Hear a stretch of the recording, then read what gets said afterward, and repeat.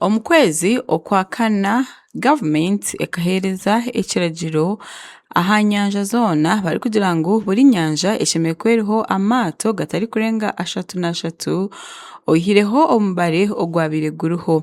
Iteeka eri rikaba rigendereireho kugira ngu babase kwihaho okushoha munonga omu nyanja emwe rero ebyenyanja bibase kukura kurungi batari kubijabiriza.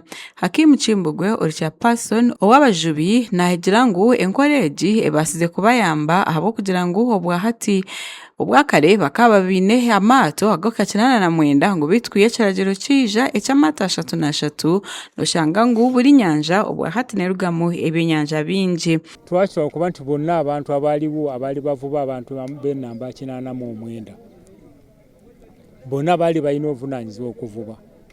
Kati ntugamba kati nga bwe kiri bwe kityo amaato gano nga bwe gayiseemu amaato gano mugende nga mwegatta muvube basatu.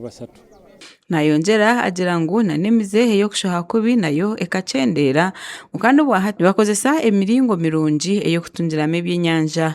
Actually kati essaawa zino nyinawo obutimba bwemaze bwe tukutte buno bwa inchi 3 inchi 2 kitundu bwe nyina kati mu sitwa obutimba buwera 10,000 nyina buno obwato obutono buwera amaato kumpi nga 200. Era twagala kujja kubyokya twagala kufunawo olunaku tujje tubyokye still twagala abannamawulire bajje balabe. Munawe Pauline oli aha mwaro ogwa Kahendero nagira ngu obwahati hariho okweyongera okw'ebyenyanja emyezi 2 ehwire. Kwa 5 okwa 6 kapima mu kiro 15,346 eno kwa 7 napima mu kilograms omutwaro gumu 692. Tusime Beatrice ori chairperson ow'abashubuzi b'ebyenyanja ahari Kahendero landing site nagira ngu obwahati n'okushubura ebyenyanja kugenzere ni kubonera abo kushanga ngu obwahati nibatunga ebyenyanja bihango ekiri kuretera barugamu akasente kirireyo. Ati ebyenyanja biriyo nibikura mpora tibiri bingi nico kikuleka ebeyi nebe ruguru muno bitu bo bireja nibikanya muno mu nyanja beyi nesaruka. Sazino n'umutunda mu Sazino engege ya inchi na nekicwekere mu kanana kasanju engegemu samtundo itukatugule 2 eri mu mitwale 3 abugamba tibiri bingi.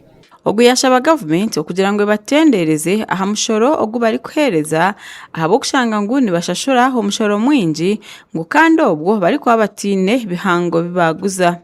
Government tukendereza ito nkabasubuzi babyenyanja ha income tax tusale hakere nayo tugale ha mitwale 5 ka license abo kwa basubuzi abengi ne balemwa kusasura emisoro.